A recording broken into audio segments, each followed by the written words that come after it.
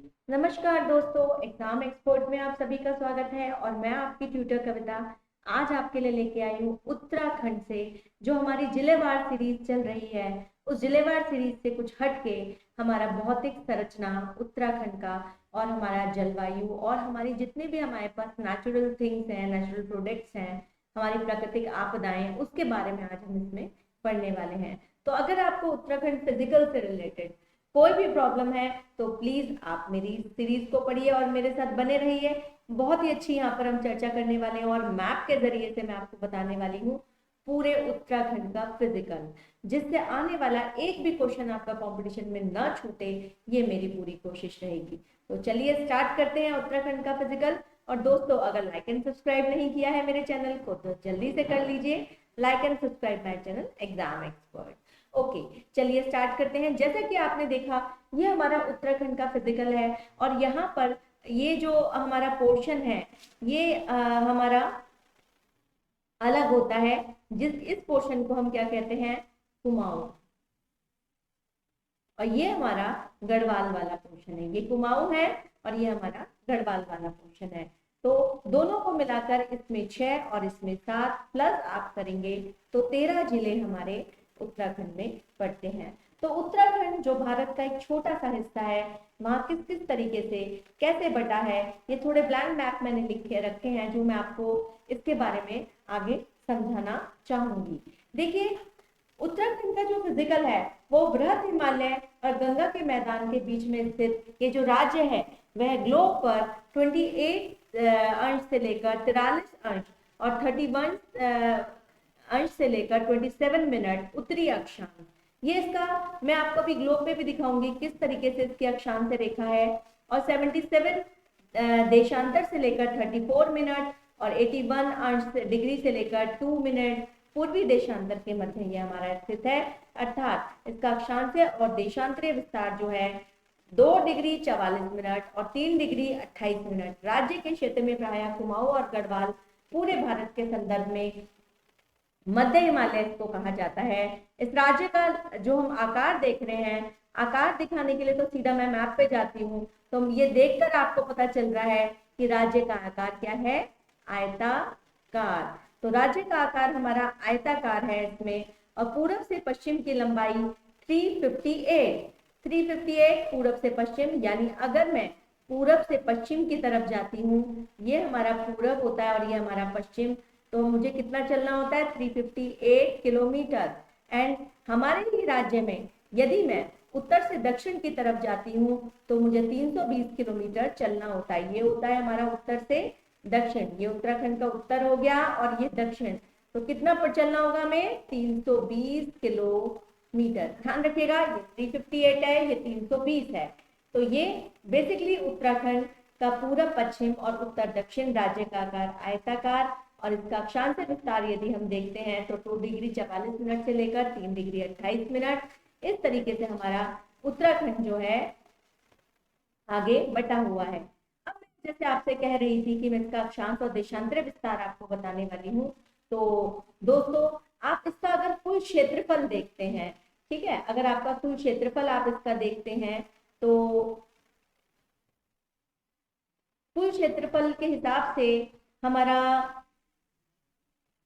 53,448 kilometre के करीब हमारा कुल क्षेत्रफल है। और जो हमारे पूरे देश का, पूरे भारत का 1.69% है। ये बहुत ही इंपॉर्टेंट क्वेश्चंस के आंसर्स भी हैं। उत्तराखंड का कुल क्षेत्रफल 53,483, जो पूरे देश का यानी भारत का 1.69% है। अक्षांश विस्तार की बात हम कर रहे थे। यदि मैं ग्लोब पर देखती हूँ तो अक्षांश होती है पड़ी हुई रेखाएं, ठीक है। तो अक्षांश विस्तार 28 डिग्री 43 मिनट से लेकर 31 डिग्री 27 मिनट उत्तरी अक्षांश। एंड इसका पूर्वी अगर देशांतरीय विस्तार में देखूं तो 77 डिग्री 34 मिनट से लेकर 81 डिग्री 02 पूर्वी देशांतर। देशांतर का मतलब होता है हमारी ऐसे हमारी खड़ी हुई रेखाएं जो हमारी उत्तर से दक्षिण की तरफ होती हैं और ये हमारी पूरब से पश्चिम की तरफ होती हैं। अगर मैं उत्तराखंड में कुल पर्वत देखती हूँ तो कुछ पर्वत जो है 86.07% है, यानी 46,035 वर्ग किलोमीटर हमारा सिर्फ पर्वत ही पर्वत है। और मैदानी पार्ट हमारा 13.93% है। 7,448 हमारे यहाँ सिर्फ मैदानी पार्ट है। अगर मैं मैदानी पार्टों में देखूं तो एक ये हरिद्वार और दूसरा ऊधम सिंह नगर, ये 2 जिले हैं दोस्तों, ध्यान रखिएगा, बहुत पूछे जाते हैं, जो मैदानी कहे जाते हैं, बाकी सारा का सारा क्या है, पहाड़। कौन से 2 जिले, हरिद्वार और ऊधम सिंह नगर मैदानी है, बाकी सारा का सारा पहाड़। इसीलिए जो पर्वत है वो 46,035 वर्ग किलोमीटर है। कितना, 46,035 वर्ग किलोमीटर, 46,035 वर्ग किलोमीटर, यानी कुल क्षेत्रफल का 86.07 में से क्या है, पहाड़ी। और जो हमारे 2 जिले मैंने मैदानी बताए, ये मैदानी जिला हमारा 7,448 वर्ग किलोमीटर, यानी 13.93%, ये इसमें हमारा उत्तराखंड का भौगोलिक आपको दिखाता है। तो जो मैंने आपको भौतिक बताया, और भौतिक के हिसाब से देखिए तो बृहद हिमालय और गंगा के मैदान के बीच स्थित है। ग्लोब पर देखें तो अक्षांश और देशांतर विस्तार मैंने आपको बताया आयताकार है, पूर्व से पश्चिम 358 किलोमीटर चलना पड़ता है और उत्तर से दक्षिण 320 किलोमीटर। और हमारा पर्वत क्षेत्र बहुत अधिक है, जबकि हमारा अन्य क्षेत्र कम है। ये मैंने आपको 13 जिले बताए हैं। देखिए, उत्तरकाशी, देहरादून, हरिद्वार, पौड़ी गढ़वाल, रुद्रप्रयाग, चमोली, बागेश्वर, पिथौरागढ़, अल्मोड़ा, चंपावत और ऊधम सिंह नगर। ठीक है। राज्य की अगर हम सांख्यिकी डायरी को देखते हैं तो 2008 में जो है, 2008 में कुल क्षेत्रफल जो था वह मैं आपको बता चुकी हूँ। और इसका सबसे बड़ा राज्य जो हमारा यूकेएसएससी कह रही है वो 8,030 वर्ग किलोमीटर के हिसाब से ये चमोली को बता रही है। और सबसे छोटा जिला जो है वह इसमें किसको बता रहा है, चंपावत। सबसे बड़ा ये 8,030 जो है ये चमोली है, और सबसे छोटा ये चंपावत है।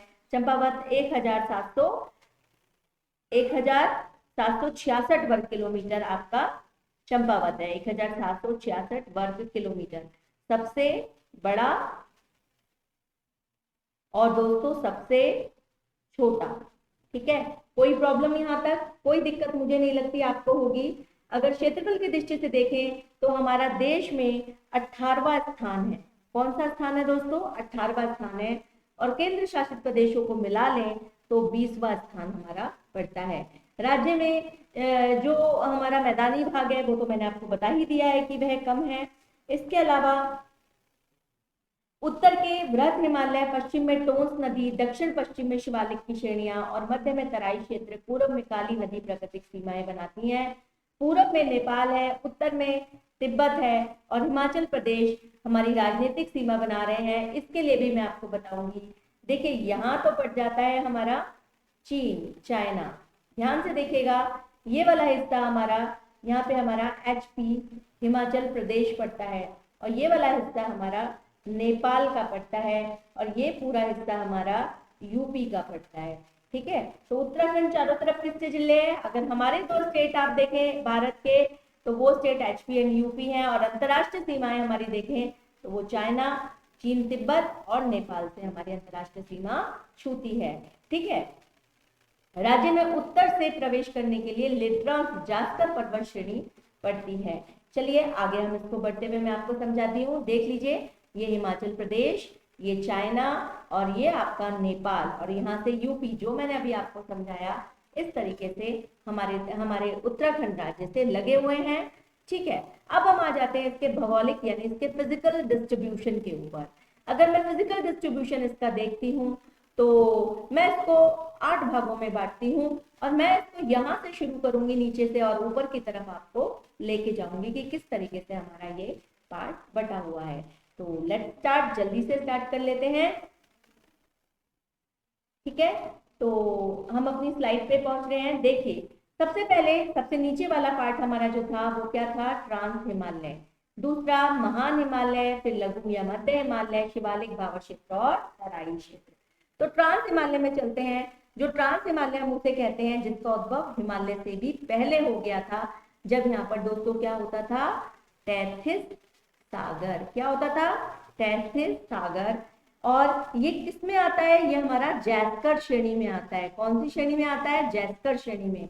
जब मैं भारत का एक छोटा सा मैप यहाँ पे आपको बनाती हूँ तो आप ये देखते हो कि जो भारत है वो जो है वो इस तरीके से यहाँ पर हमारी सबसे पहले कारकोरम श्रेणी आती है, फिर जैस्कर आती है, फिर पीर पंजाल आती है। ठीक है, ऊपर इस तरह से आती है। सबसे पहले कौन सी आती है हमारी? कारकोरम, जिसमें हमारा जम्मू कश्मीर है। फिर हमारी आती है जैस्कर श्रेणी, और फिर आती है हमारी पीर पंजाल। ठीक है, तो भारत जो उत्तराखंड है हमारा, वो हमारा कौन सी श्रेणी में है दोस्तों? वो हमारा जैस्कर श्रेणी में है। ठीक है, आप मेरे इस मैप से थोड़ा सा मैंने आपको समझाने की कोशिश की है, मुझे उम्मीद है कि आपको समझ आ गया होगा। ठीक है, उत्तराखंड में नीति, माणा, किंगरी बिंगरी, लिपुलेख और ये सारे क्या पाए जाते हैं? दर्रे। दर्रे का मतलब होता है पासेस, एक जगह से दूसरी जगह जाने की जगह।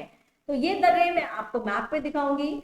वो मैप इस तरीके से आपको देखने के लिए मिलता है। देखिए, ये थालंगा दर्रा है, ये माणा पास है, ये नीति पास है, ये मातली पास है, ये आपका किंगरी बिंगरी पास है, और ये लिपुलेख पास है। ये सारा आपको पासेस मिल रहे हैं जो आपके अलग अलग पर्वतों की चोटियों के पास हैं। जैसे ये संतोपत के पास है, ये श्रीकंठ के पास है, ये जास्कर रेंज है ना, ये आपका दोनागिरी रेंज है, ये नंदा देवी नंदाकोट रेंज है, ये पंचाचूली रेंज है, जिसके पास से ये पासेस निकलते हैं। होप आपको समझ में आ रहा होगा। चलिए आगे बढ़ते हैं। अगर आपको कोई भी दिक्कत है तो प्लीज मुझे आप कमेंट बॉक्स में लिख सकते हैं। तो जल्दी से बताइए, ट्रांस हिमालय हमारा किस क्षेत्र में बसा हुआ है? ट्रांस हिमालय से पहले वहां पर क्या था? ठीक है, जल्दी से कमेंट बॉक्स में मुझे लिख करके इस क्वेश्चन का आंसर बताइए। आगे चलते हैं हम लोग। तो जो भारत में ट्रांस हिमालय के अंतर्गत कारकोरम, कैलाश व लद्दाख श्रेणियां आती हैं। भारत में सबसे ऊंची चोटी यहीं पर ही है। कौन सी ऊंची चोटी है हमारी? केटू गाडविन। जो भारत की सबसे ऊंची चोटी है केटू गाडविन। अगर उत्तराखंड की सबसे ऊंची चोटी कहूं तो नंदा देवी है।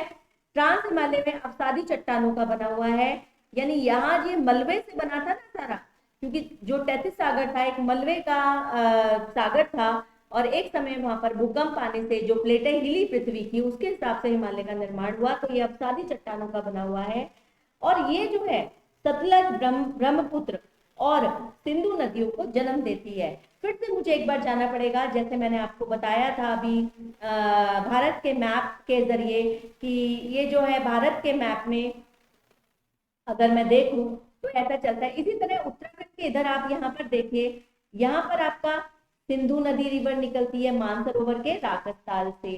फिर उसके बाद आपकी सतलज भी यहीं से निकलती है, और फिर आपकी ब्रह्मपुत्र रिवर, तीनों एक ही जगह से निकलती हैं। ब्रह्मपुत्र रिवर यहाँ से रिवर्स करती हुई नीचे चली जाती है, सतलज इधर से बहती हुई इधर जाती हुई पाकिस्तान में मिल जाती है, एंड सिंधु रिवर भी यहाँ से जाती हुई आपके पाकिस्तान में प्रवेश कर जाती है। सिंधु जल विवाद भी आपने सुना होगा ना, सिंधु जल विवाद भी भारत और पाकिस्तान के बीच में था। तो इस तरह से ये जो है, ये तीनों नदियों का ट्रांस हिमालय जो है, यहाँ तीनों नदियों का उद्गम स्थल है, और तीनों नदियां यहाँ से हमारी बहती हैं। ठीक है, कौन सी? सिंधु, ब्रह्मपुत्र और सतलज, जो पूर्ववर्ती नदियां हैं। और ये जो दोनों हिमालय, ट्रांस हिमालय और ये हिमालय, बहुत इंपॉर्टेंट क्वेश्चन है।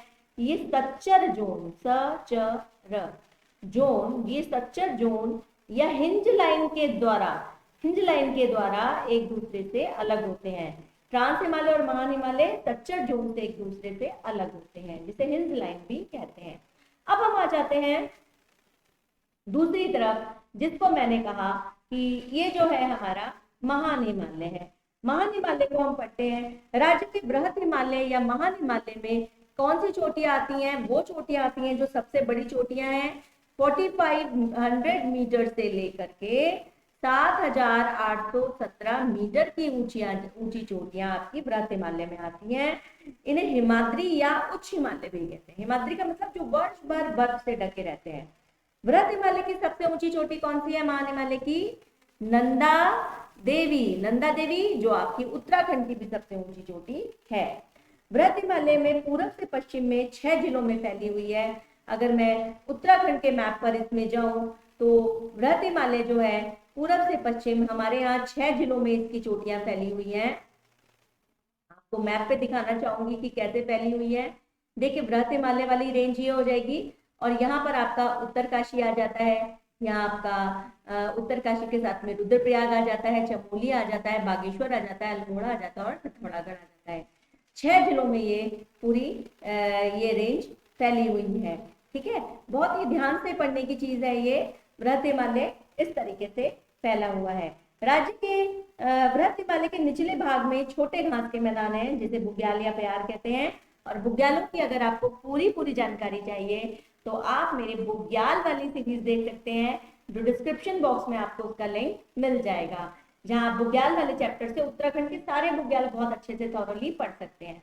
इन बुग्याल ये दर्रे से जाते हैं, घास के मैदान हैं जिनपे अल्पाइन तरीके की आपकी वनस्पति आपको मिलती है, जैसे दर्रा लिपुलेख, गुजी, दारमा दला, नबी धूरा, मानसिया लंबिया, ऊटा जयंती।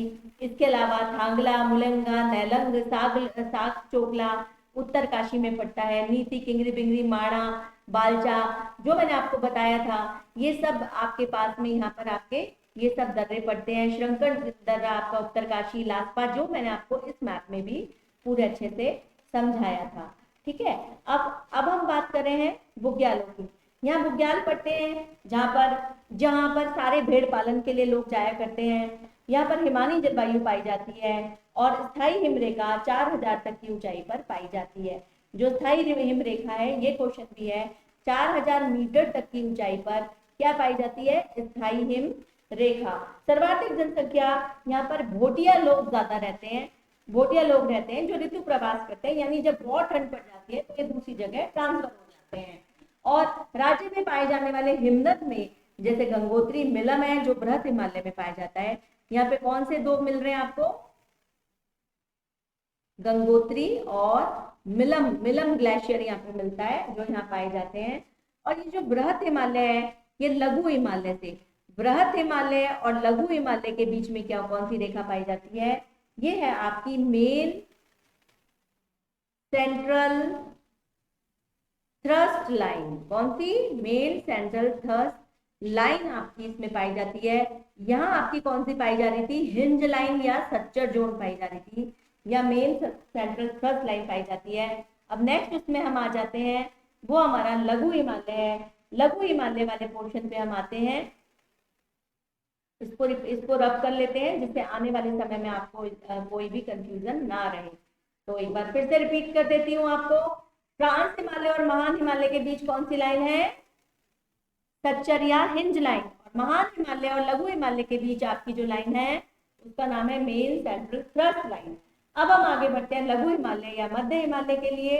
ये लघु हिमालय जो और मध्य हिमालय जो है, इसकी ऊंचाई 1800 से 3000 मीटर वाली चोटियां यहाँ पर पाई जाती हैं। 1800 मीटर से लेकर के 3000 मीटर वाली चोटियां पाई जाती हैं।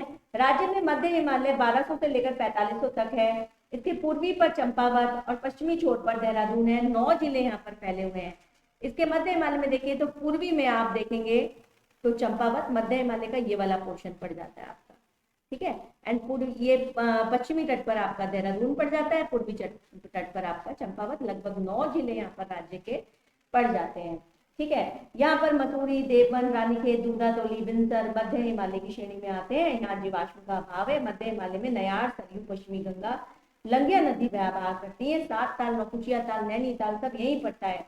और शीतोष्ण जलवायु होने के कारण मध्य हिमालय में कोणधारी वन पाए जाते हैं। कोणधारी वन जैसे आपका चीड़ हो गया, है ना, इस तरीके देवदार, चीड़ ऐसे होते हैं। यहाँ बुग्याल पाए जाते हैं बहुत सारे। कश्मीर में इन बुग्यालों को क्या कहते हैं? मर्ग, जैसे गुलमर्ग और सोनमर्ग, टनमर्ग। हिमाचल में से थर्च कहते हैं, जो पशु चारकों के स्वर्ग कहे जाते हैं। यहाँ एल्पाइन वन पाए जाते हैं। और मध्य हिमालय और शिवालिक की श्रेणियों के बीच में मेन बाउंड्री फॉल्ट है। इन दोनों के ये किससे अलग हो रहे हैं? ये हो रहे हैं मेन बाउंड्री फॉल्ट से ये अलग हो रहे हैं। ठीक है, ये हो रहा था आपका हिंज लाइन से। हिंज लाइन ये आपका हो रहा था मेन सेंट्रल थ्रस्ट, और ये हो रहा है आपका मेन बाउंड्री फॉल्ट से अलग हो रहा है। ठीक है, तो इस तरीके से हमारे 3 चीजें हम लोगों ने क्लियर कर ली हैं। यहाँ तक कोई दिक्कत है तो बताइए। चलिए बताइए, हिमाचल प्रदेश में बुग्यालों को क्या कहते हैं, किस नाम से पुकारा जाता है? जल्दी से कमेंट बॉक्स में मुझे आंसर दे दें, हिमाचल प्रदेश में बुग्यालों को क्या कहते हैं। एंड सेकेंड क्वेश्चन आपके लिए ये है कि लघु हिमालय और शिवालिक की श्रेणियों के मध्य में कौन सी लाइन है, ये दोनों एक दूसरे से कैसे अलग होती हैं। अब हम आगे आ जाते हैं। उत्तराखंड का पामीर हम किसे कहते हैं, हम कहते हैं इसे दूधा तोली को।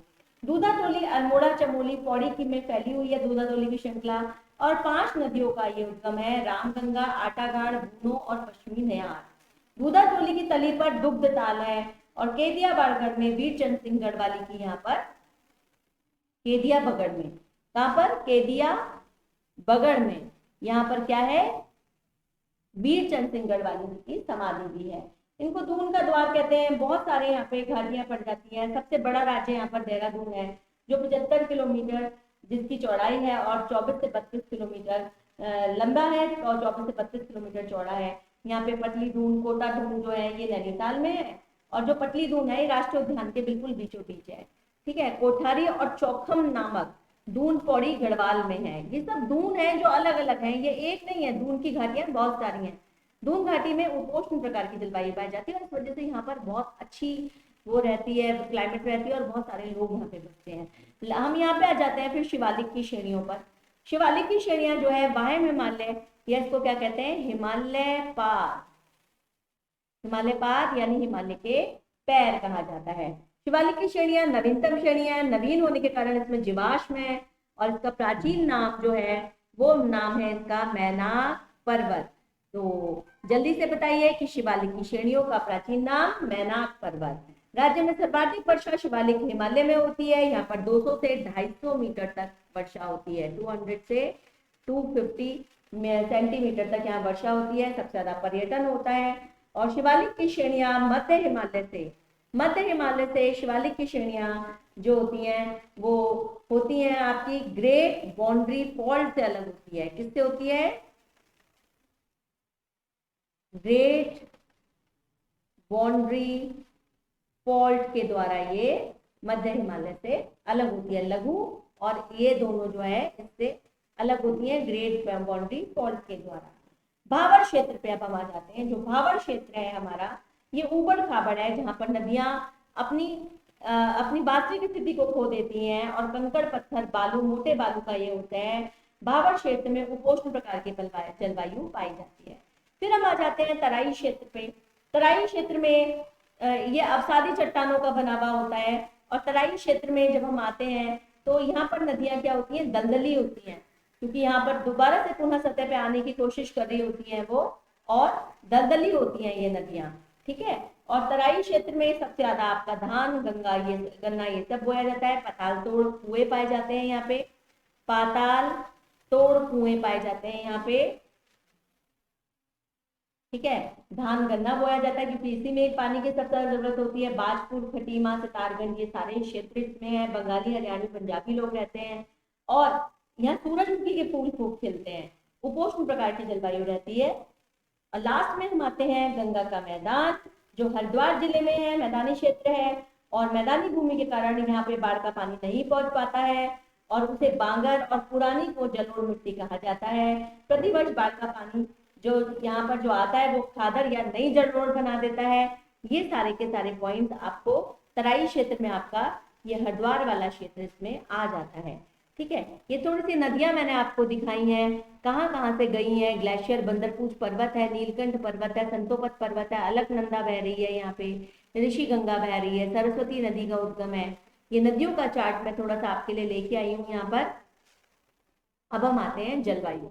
किसी भी जगह की जलवायु जो होती है वहां के देशांतर और अक्षांश विस्तार की वजह से होती है, जितना समुद्र तल से जितनी ऊंचाई पर है। ग्रीष्म ऋतु भूमध्य रेखा से सूर्य जब कर्क रेखा की ओर बढ़ता है तो ग्रीष्म ऋतु आती है। ग्रीष्म ऋतु का प्रभाव हमारे यहाँ कब से कब तक रहता है, मार्च से लेकर मध्य जून तक रहता है। ताप बढ़ने घटने के कारण निचले भागों में गर्जन के साथ छिटपुट वर्षाएं भी हमारे यहाँ हुआ करती हैं। फिर हम आगे बढ़ते हैं। वर्षा ऋतु काल अवधि हमारे यहाँ जून से लेकर अक्टूबर तक रहती है। इस समय वर्षा अवधि चल रही है। सर्वाधिक वर्षा यहाँ जुलाई में रहती है, अगस्त से सितंबर तक। गुजरात के तट से चलने वाले मानसून राज्य में हमारे यहाँ 15 जून के पास यहाँ प्रवेश होता है, लेकिन जो मानसून यहाँ पे असर करता है वो बंगाल की खाड़ी जाने वाला होता है। यहाँ 150 से लेकर 200 सेंटीमीटर तक वर्षा रहती है। शीत ऋतु का प्रभाव हमारे यहाँ अक्टूबर से लेकर मार्च तक रहता है, जिसमें तापमान नीचे गिरता है, ऊपर की चोटियों में बर्फ पड़ जाती है। सबसे ठंडा महीना हमारा जनवरी रहता है, और राज्य में 1550 मीटर से अधिक ऊंचाई हिमपात वाले भी क्षेत्र हैं। हिम 2800 मीटर के निचले क्षेत्रों में हिम शीघ्र ही यहाँ पर पिघल भी जाता है। प्राकृतिक आपदाओं की तरफ बात करूं तो उत्तराखंड में बहुत ही सारी प्राकृतिक आपदाएं हैं, क्योंकि इतनी नदियों का उद्गम स्थल है, यहाँ जनधन की हानि होती है। प्राकृतिक आपदाओं की संभावनाएं पूरी तरह से कितना हम बचाव करें इससे रोक नहीं सकते। अतिवृष्टि हो जाती है, कई बार बादल फटने की घटनाएं हो जाती हैं, भूस्खलन, पहाड़ों का गिर जाना, हमारी बरसातों के दिनों में भी बहुत सारी समस्याएं, जैसे बाढ़ आना, कई जगह पृथ्वी खिसक जाना, हिमखंडों का गिरना, वनाग्नि, बाढ़, भूकंप, बहुत सारी चीजें यहाँ पर रहती हैं। यहाँ पर आप जानते हैं कि हमारे यहाँ 2013 में 16-17 जून को मंदाकिनी नदी के तट पर केदारनाथ में बड़ी आपदा हुई, जिस आपदा में हमने बहुत से लोगों को खो दिया। राज्य में बहुत सारी चीजें हमारी बनाई हैं। वैज्ञानिकों ने 5 जोन हमें बांटा हुआ है राज्य को, देहरादून, टिहरी, उत्तरकाशी, नैनीताल, उधम सिंह नगर। संवेदनशील जोन 4 में आते हैं, जबकि चमोली, रुद्रप्रयाग, अल्मोड़ा, बागेश्वर, पिथौरागढ़, चंपावत संवेदनशील 5 जोन में आते हैं। देखिए कोई भी हमारा जिला संवेदनशीलता से नहीं छूटा हुआ है। बाढ़ में देखिए नदियों की अधिकता के कारण, अत्यधिक ढाल होने के कारण, बाढ़ कम के कारण आते हैं, और यहाँ पे भूस्खलन बहुत होता है, दब गया मार्ग, छूट गया, पहाड़ टूट गए, इस तरीके की बहुत सारी प्रॉब्लम्स हमारे यहाँ आती रहती हैं।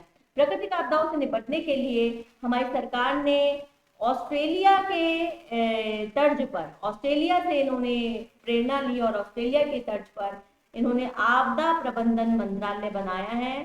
आपदा प्रबंधन मंत्रालय इन्होंने बनाया, और लगभग इसका आपदा का नंबर भी बता देती हूँ, 1070 है। अगर कहीं आपदा हुई हो, या आपके यहाँ जनपद स्तर में, ये तो राज्य स्तर का है, और जनपद स्तर में कहीं आपदा आ रही हो तो 1077 आपदा का नंबर है, याद रखिएगा। जुलाई 2013 में नदियों के तट के किनारे से 200 मीटर की दूरी पर रहना बहुत जरूरी है, ये जो है एक रूल बन गया है। और अक्टूबर 2013 में एनडीआरएफ यानी नेशनल जो हमारा डिजास्टर था, उसकी स्टेट डिजास्टर हमारे यहाँ बनाया गया है, एसडीआरएफ हमारे यहाँ बनाया गया है। ठीक है, तो मेरे दिए गए प्रश्नों को जल्दी से आप लोग कमेंट बॉक्स में लिखें, और अगर आपको मेरा ये सेशन अच्छा लगा तो please like and subscribe my channel.